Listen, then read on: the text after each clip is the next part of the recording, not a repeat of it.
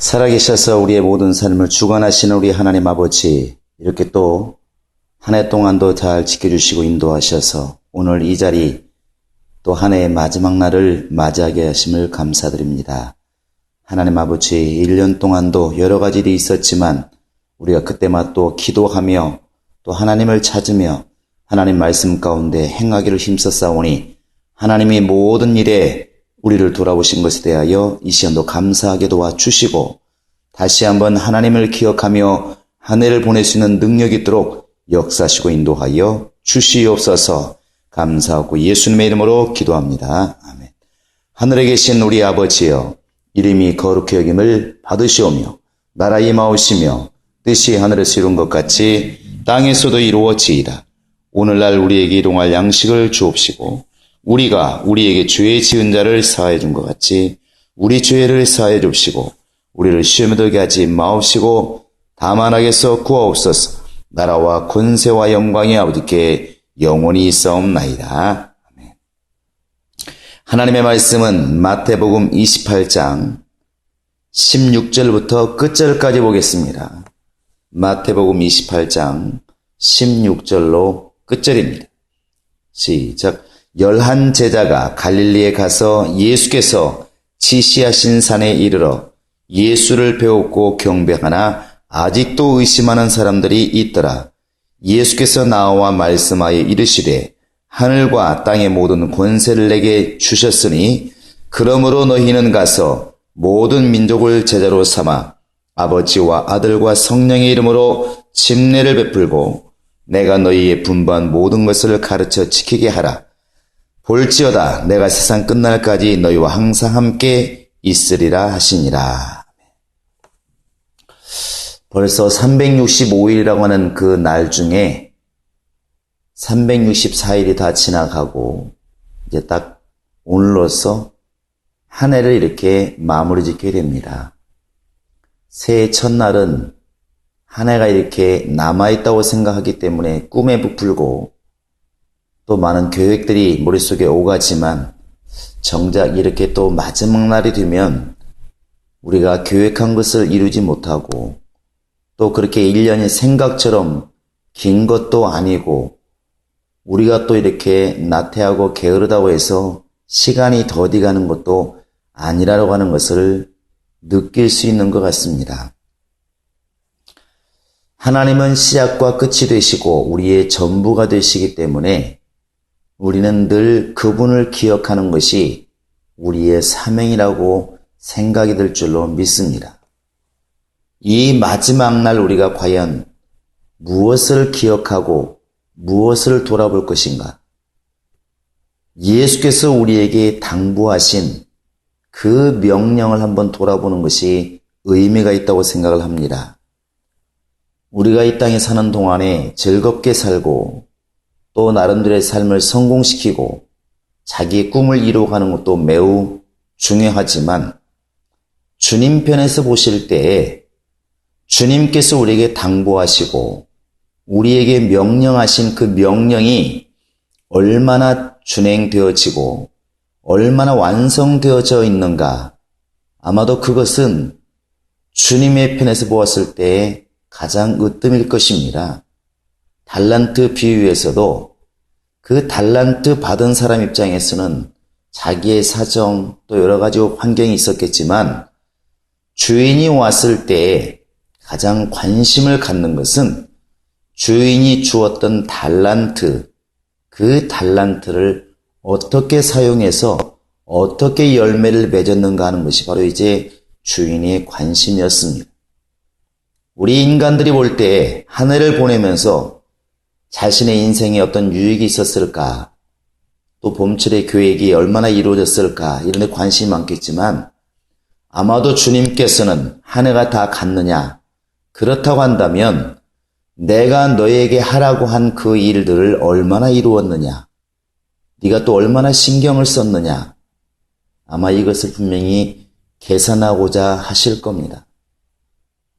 예수께서 부활하신 다음에 제자들은 부활하신 것이 신기하고 그동안에 말로 들었지만 그것을 직접 보는 것이 아마 놀라운 일이었을 것입니다.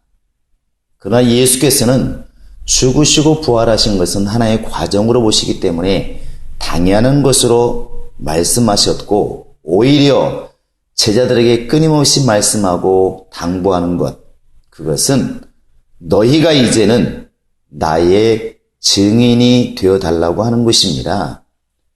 성령을 받을 때까지 예루살렘을 떠나지 말아라 하시는 것도 결국 사도행전 1장 8절에서 성령이 너희 안에 임하시면 너희가 권능을 받고 예루살렘과 온 유대와 사마리아와 땅끝까지 이르러서 내 증인이 되리라 이렇게 말씀하신 걸 보면 결국 우리 입장에서는 성령이 임하시는 것이 굉장히 큰 은혜고 놀라운 일이지만 주님의 관심은 성령이 거룩한 자에게 믿는 자에게 임하는 것은 당연한 것이고 그 성령을 통하여 내 증인이 되라는 것입니다. 결국 주님의 관심은 예수를 변호하고 예수를 증거하는 그 증인의 삶에 주님의 관심이 있는 것을 능히 알 수 있습니다. 이제 마태복음 마지막 장 마지막 절에서도 예수께서는 이것을 지금 당부하고 있는 것입니다. 아버지께서 날 이 땅에 보내실 때 바로 하늘과 땅의 모든 권세를 내게 주셨는데 이제는 이 권세를 내가 너희에게 넘긴다. 그러므로 너희는 가서 모든 족속을 이제는 제자로 삼아서 아버지와 아들과 성령의 이름 곧 예수의 이름으로 침례를 주어서 정말 그들로 하여금 내 말에 거하게 해라. 나의 제자가 되게 해라. 예수의 말씀에 순종하고 하나님 말씀에 순종하는 바로 하나님의 자녀가 되게 좀 해라. 이렇게 주님은 명령하셨습니다. 우리가 이 마지막 날 돌아봐야 될 것은 과연 내 증인이 되어서 모든 족속으로 제자를 삼고 많은 사람을 제자로 삼아서 침례를 주고 주의 계명 가운데 거하게 만들 수 있도록 네가 해라 이렇게 명령하신 이 주님의 명령에 우리가 얼마나 부합하게 우리가 또 행동했느냐는 것을 돌아봐야 될 줄로 믿습니다. 진짜 회개는 우리가 이렇게 이 땅에 사는 동안에 육신적으로 환경적으로 범한 죄를 회개하는 것, 돌이키는 것도 큰 회개지만 정작 깨닫지 못하고 또 인식하지 못하는 것은 주님의 명령에 대해서 순응하지 못하고 이루지 못한 것은 우리가 너무나 쉽게 이렇게 간과하는 것 같습니다.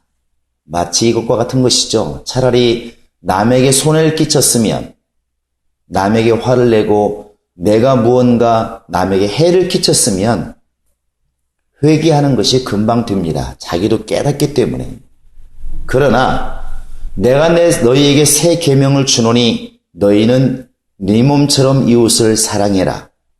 또 지금까지 기도하지 않았지만 내 이름으로 기도해라. 항상 감사해라. 기뻐해라. 이런 것들은 안 해도 별 차이가 없습니다. 내 삶에 엄청난 변화가 있는 것이 아니기 때문에 해도 그만 안 해도 그만 이제 이런 상황이 많이 이렇게 이루어진다는 것이죠. 근데 정작 그것이 하나님의 계명을 불순종하고 있고 내 입장이 아니라 주님 입장에서 볼 때는 주의 말씀을 무시하고 그 말씀을 이렇게 무관심하고 있다는 사실을 우리는 그렇게 실감나게 느끼지를 못하고 있습니다. 그래서 바울이 말하는 것처럼 사실을 예수를 증거하는 것, 전도하는 것은 당연히 해야 할 일이고 내게 상이 없을지라도 부득불이라도 해야 될 것이 바로 이 복음을 전하고 영혼을 구령하는 일인데 사람들은 안 하는 것이 보편화되어 있기 때문에 하는 사람이 위대해 보이고 안 하는 사람은 보통이라고 생각한다는 것입니다. 근데 사실 성경적으로 보면 주님의 이 명령과 당부와 이 정말 계명을 보면 예수를 증거해서 증인의 삶을 살고 또 많은 사람을 제자로 삼아 예수의 사람 만드는 것이 그게 원래 보편적인 삶이 맞는 것이고, 예수를 전하지 않고 그저 그렇게 사는 것은 사실은 믿음이 지금 떨어져 있는 것이고, 지금 주님의 명령에 불순종하고 있는 것입니다. 그런데 누구나 대부분이 다 이렇게 예수를 증거하지 않고 증인의 삶을 살지 않고 있기 때문에 나도 역시 이것에 대해서 큰 자책을 받지 않고 우리가 연말을 맞이해서 회개한다 할지라도 이런 부분을 크게 회개하는 것이 아니라 자신이 이렇게 열심히 살지 못하는 것, 또 세상에서 뭔가 성공하지 못하는 것, 잘못한 것들, 이런 것들에 대해서 많이 회개하지만 정작 주님의 계명에 순종하지 못한 것에 대해서는 회개 분량이 이렇게 많지를 않다는 것입니다. 주님이 원하시는 것은 명령에 순종하기를 원하는 것입니다.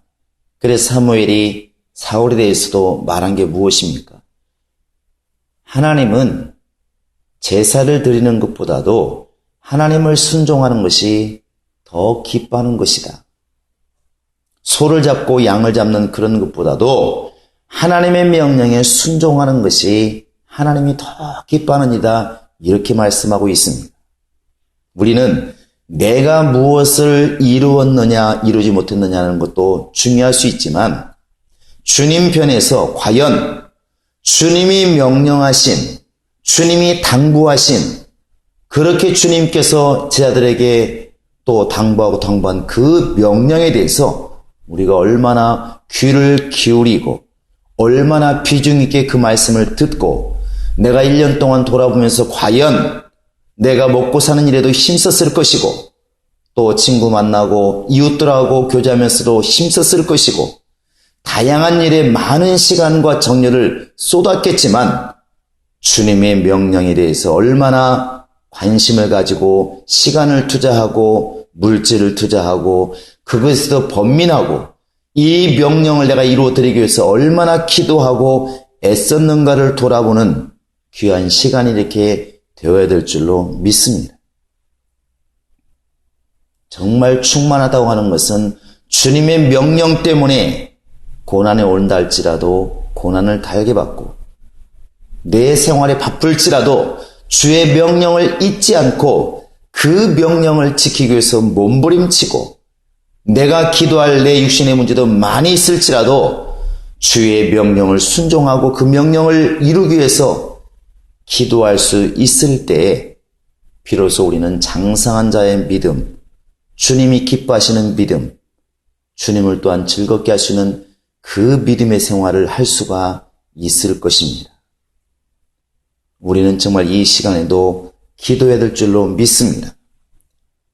내가 올 1년을 지나오면서 내 일에 바빴고 내 꿈을 쫓기 위해서 바빴고 내 주변 사람과의 정말 관계에서 바빴지만 정작 너희는 나아가서 정말 내 증인이 되어라. 주변의 모든 사람들을 떠나가서 온 예루살렘과 유대와 사마리아 땅가에서 내 증인이 되어라. 모든 사람의 복음을 전해서 그들에게 침례를 주고 내 말을 지키게 해라 하는 이 명령을 얼마나 깊이 새기고 얼마나 이 말씀을 우리가 이루어 드렸을까, 이것을 돌아보면서 그렇지 못한 것, 주님의 일보다는 내 일에 빨랐고 주님의 길보다는 내 길에 빨랐던 것들, 주님의 일을 위해서 그 나라를 위해서 기도하기보다는 내 일을 위해서 기도 많이 하고 더 애썼던 이런 태도를 돌이켜서 이제 내가 주의 명령을 최우선으로 삼고 그 명령을 이루기 위해서 고민하고 그 명령을 이루기 위해서 애쓰고 그 명령을 이루기 위해서 사람 눈치 보지 않고 복음을 전할 수 있는 그러한 자가 될 수 있도록, 그 명령에 순종한 자가 될 수 있도록 이 시간 다 같이 기도할 수 있기를 예수의 이름으로 축원합니다. 우리 다 같이 정말 하나님, 내가 일생을 살아감에 있어서 나의 문제보다는 주님의 문제, 내가 해야 할 일보다는 주님의 명령에 신경을 쓰는 주님의 사람이 되게 하소서. 다 같이 우리 기도하시겠습니다.